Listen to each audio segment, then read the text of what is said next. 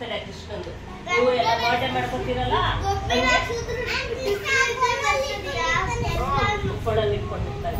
ಕೃಷ್ಣ ಹುಟ್ಟಿದ ದಿನವನ್ನ ನಾವು ಕೃಷ್ಣ ಜನ್ಮಾಷ್ಟಮಿ ಅಂತ ಆಚರಣೆ ಮಾಡ್ತೇವೆ. ಹಿಂದೂ ಧರ್ಮದವರು ಎಲ್ಲರೂ ಸಹ ಕೃಷ್ಣ ಜನ್ಮಾಷ್ಟಮಿನ ತುಂಬಾ ಜೋರಾಗಿ ಆಚರಣೆ ಮಾಡ್ತೀವಿ. ಹಿಂದೂ ಧರ್ಮದವರೇ ಅಲ್ಲ, ಬೇರೆ ದೇಶಗಳಲ್ಲೂ ಸಹ ಕೃಷ್ಣ ಜನ್ಮಾಷ್ಟಮಿಯನ್ನ ಆಚರಣೆ ಮಾಡ್ತಾರೆ ಎಲ್ಲರೂ. ಈ ಕೃಷ್ಣನ ಜನನ ಹೇಗಾಯ್ತು ಅಂತ ಒಂದ್ ಸ್ವಲ್ಪ ತಿಳ್ಕೊಳ್ಳೋಣ ಒಂಚೂರು. ಕೃಷ್ಣ ಹುಟ್ಟಿದ್ದು ಎಲ್ಲಿ ಅಂತ ಗೊತ್ತಾ ನಿಮ್ಗೆ?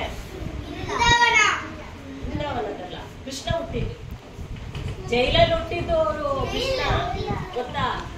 ಜೈಲ್ ಒಳಗಡೆ ಹುಟ್ಟಿದ್ದು. ನೀವು ಪೊಲೀಸ್ ಸ್ಟೇಷನ್ ಹೋಗಿದ್ರಲ್ಲ, ಜೈಲು, ಆ ಜೈಲ್ ಒಳಗಡೆ ಕೃಷ್ಣ ಹುಟ್ಟೋದು. ಏನಕ್ಕಪ್ಪ ಜೈಲಲ್ಲಿ ಹುಟ್ಟಿದ್ರು ಅಂತ ಅನಿಸುತ್ತೆ ಅಲ್ವಾ? ಈಗ ಒಳ್ಳೆಯವರೇ ಅವರು, ಕೃಷ್ಣ ದೇವರಲ್ವ ಅವರು. ಆದ್ರೆ ನಾವೆಲ್ಲ ಮನೆಯಲ್ಲಿ ಹುಡ್ತೀವಿ, ಹಾಸ್ಪಿಟ್ಲ್ಗಳಲ್ಲಿ ಹುಡ್ತೀವಿ ಮಕ್ಳುಗಳು. ಅಂಥದ್ರಲ್ಲಿ ಕೃಷ್ಣ ಯಾಕೆ ಜೈಲಲ್ಲಿ ಹುಡ್ತಾ ಅಂತ ನಿಮ್ಗೆ ಒಂದು ಪ್ರಶ್ನೆ ಬರುತ್ತೆ ಅಲ್ವಾ?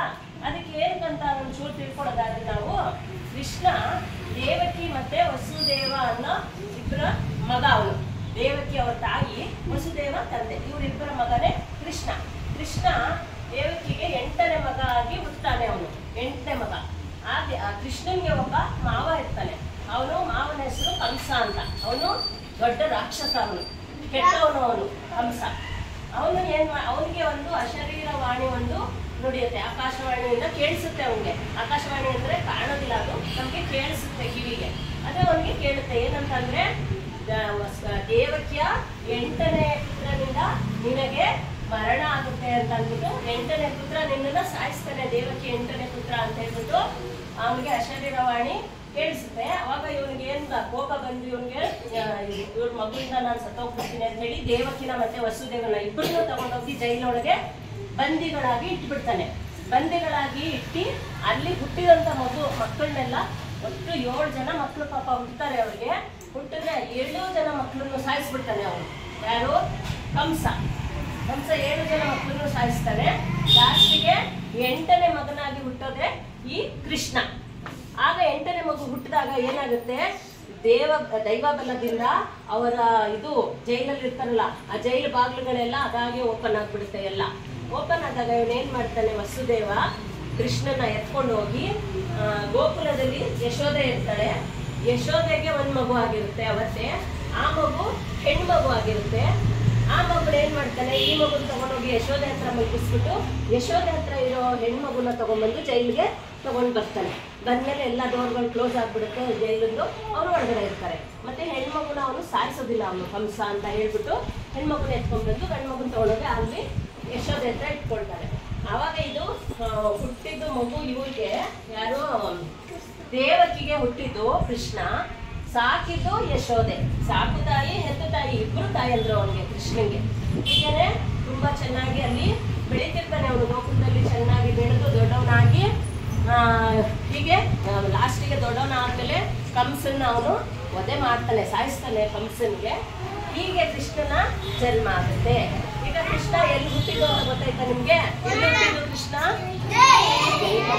ಹುಟ್ಟಿದ್ದು. ಓಕೆ, ಈಗ ಹಾಗಾದ್ರೆ ಈ ಕೃಷ್ಣ ಹುಟ್ಟಿದ ದಿನವನ್ನ ನಾವು ಕೃಷ್ಣ ಜನ್ಮಾಷ್ಟಮಿ ಅಂತ ಹೇಳಿ ಆಚರಣೆ ಮಾಡ್ತೀವಿ. ಅಂದ್ರೆ ಕೃಷ್ಣಗೆ ಏನಿಷ್ಟ? ಬೆಣ್ಣೆ, ಹಾಲು, ತುಪ್ಪ ಎಲ್ಲ ತುಂಬಾ ಇಷ್ಟ ಅವನ್ಗೆ ಅಲ್ವಾ? ಆಮೇಲೆ ಹಸುಗಳಿಷ್ಟ, ಗೋವುಗಳಿಷ್ಟ, ಆಮೇಲೆ ಕೊಳಲು ಇಷ್ಟ. ಅವನ ಹತ್ರ ಕೊಳಲು ಇರುತ್ತೆ ಯಾವಾಗಲೂ ಅಲ್ವಾ? ಕೊಳಲು ಹೋಗ್ತಾ ಇರ್ತಾನೆ. ಕೊಳಲು ತುಂಬಾ ಇಷ್ಟ. ನವಿಲು ಗರಿ ಇಷ್ಟ. Very good. ನವಿಲು ಗರಿ ಯಾವಾಗಲೂ ನವಿಲು ಗರಿ ಇಷ್ಟ. ಮತ್ತೆ ಅವಲಕ್ಕಿ ಇಷ್ಟ ಅವನಿಗೆ ತುಂಬಾ. ಓಕೆ, ಅವಲಕ್ಕಿ ತುಂಬಾ ಇಷ್ಟ ಅವನಿಗೆ. ಪ್ರಸಾದಕ್ಕೆ ಅವಲಕ್ಕಿ ಮಾಡಿದ್ರೆ ಕೃಷ್ಣನ್ಗೆ ತುಂಬಾ ಇಷ್ಟ ಆಗುತ್ತೆ. ಹಾಗೆ ತಾವರೆ ಹೂವು ಇಷ್ಟ ಅವನಿಗೆ, ಲೋಟಸ್ ತಾವರೆ ಹೂವು ಇಷ್ಟ. ತುಳಸಿ ಹಾರ ಇಷ್ಟ ಕೃಷ್ಣನ್ಗೆ. ಹೀಗೆ ಕೃಷ್ಣ ಅಂದ್ರೆ ಅದು ಕಪ್ಪು ಅನ್ನೋ ಅರ್ಥನ ಕೊಡುತ್ತೆ. ಕೃಷ್ಣ ಅಂದ್ರೆ ಕಪ್ಪು ಅಂತ. ಕೃಷ್ಣ ಕಪ್ಪು ಬೆಳಗಿರ್ತಾರೋ? ಕಪ್ಪು ಇರ್ತಾನೆ. ಕೃಷ್ಣ ಅಂದ್ರೇನೆ ಕಪ್ಪು ಅನ್ನೋ ಅರ್ಥನ ಕೊಡುತ್ತೆ. ಹೀಗೆ ಕೃಷ್ಣನ ಜನ್ಮ ಆಗುತ್ತೆ. ಅದನ್ನ ನಾವು ಕೃಷ್ಣ ಜನ್ಮಾಷ್ಟಮಿ ಅಂತ ಆಚರಣೆ ಮಾಡ್ತೀವಿ. ಈಗ ಗೊತ್ತಾಯ್ತಾ ನಿಮ್ಗೆ ಕೃಷ್ಣ ಜನ್ಮಾಷ್ಟಮಿ ಬಗ್ಗೆ? ಕೃಷ್ಣನ ತಾಯಿ ಎಲ್ಲ ಬೆಣ್ಣೆನೆಲ್ಲ ತಗೊಂಡೋಗಿ ಮಡಕೆ ಒಳಗಡೆ ಹಾಕ್ಬಿಟ್ಟು ಮೇಲ್ಗಡೆ ಕಟ್ಬಿಟ್ಟಿರ್ತಾಳೆ. ಕೃಷ್ಣ ಕೃಷ್ಣ ಎಲ್ಲ ಎತ್ಕೊಂಡು ತಿಂದ್ಬಿಡ್ತಾನೆ ಅಂತ. ಅವ್ನಿಗೆ ಇಷ್ಟ ಅಲ್ವಾ ಬೆಣ್ಣೆ ಎಲ್ಲ, ಅದಕ್ಕೆ ಎಲ್ಲ ಮೇಲ್ಗಡೆ ಸೂರೆಲ್ಲ ಹಾಕಿ ಕಟ್ಟಿರ್ತಾಳೆ. ಹಾಗೆ ಇವನೇನ್ ಮಾಡ್ತಾನೆ, ಸಿಗಲ್ವಲ್ಲ ಅದು, ಆಗ ಫ್ರೆಂಡ್ಸ್ನೆಲ್ಲ ಕರ್ಕೊಂಡ್ಬಂದು ಅವ್ರ ಸ್ನೇಹಿತರೆಲ್ಲ ಇರ್ತಾರಲ್ಲ ಅವ್ರನ್ನೆಲ್ಲ ಕರ್ಕೊಂಡ್ಬಂದು ಒಬ್ಬೊಬ್ರ ಮೇಲೆ ಒಬ್ರು ಹತ್ತು ನಿಂತ್ಕೊಂಡು ಅದನ್ನ ಗಡಿಗೆನೆಲ್ಲ ಎತ್ಕೊಂಡು ಬೆಣ್ಣೆನೆಲ್ಲ ತಿನ್ಕೊಂಡು ಪೂರ್ತಿ ಖಾಲಿ ಮಾಡ್ಬಿಟ್ಟಿರ್ತಾರೆ. ಅಮ್ಮ ಬಂದು ಬೆಣ್ಣೆ ಎಲ್ಲ ಏನಾಯ್ತು ಅಂತ ಹೇಳ್ತಾರೆ. ಆಗ ಕೃಷ್ಣ ಹೇಳ್ತಾನೆ, ಇಲ್ಲಮ್ಮ ನಾನು ತಿಂದಿಲ್ಲ ಬೆಣ್ಣೆನ, ನಾವು ಮುಟ್ಟಿಲ್ಲಪ್ಪ, ನೋಡೋ ಅಷ್ಟು ದೂರ ಇದೆ ಬೆಣ್ಣೆ, ಅಷ್ಟು ಮೇಲಿದೆ, ನಂಗೆ ಹೆಂಗ್ ಸಿಗುತ್ತೆ ಅದು ಅಂತ ಅಂದ್ಬಿಟ್ಟು ಅದ್ರ ಬಗ್ಗೆ ಒಂದು ಹಾಡು ಹೇಳ್ಕೊತೀನಿ, ಹೇಳಿ. ಅಮ್ಮ ನಾನು ದೇವರಾಣೆ ಬೆಣ್ಣೆ ಕದ್ದಿಲ್ಲಮ್ಮ, ಅಮ್ಮ ನಾನು ದೇವರಾಣೆ ಬೆಣ್ಣೆ ಕದ್ದಿಲ್ಲಮ್ಮ,